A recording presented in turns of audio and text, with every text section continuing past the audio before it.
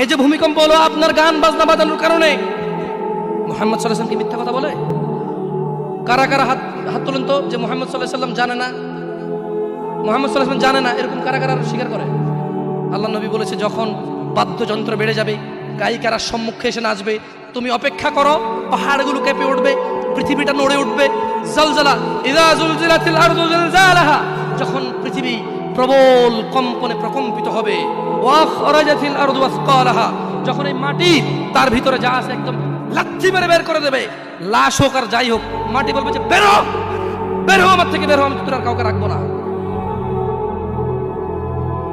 وقال الانسان, মানুষ বলবে মালাহা মালাহা, পৃথিবীটার কি হলো, এই মাটির কি হলো, কেন সে কবরগুলো লাশগুলো বের করে দিচ্ছে, কেন সে স্বর্ণ মতি হীরা মানিক্য বের করে দিচ্ছে, মালাহা, এর কি হলো, কেন পাহাড় নড়ে উঠছে?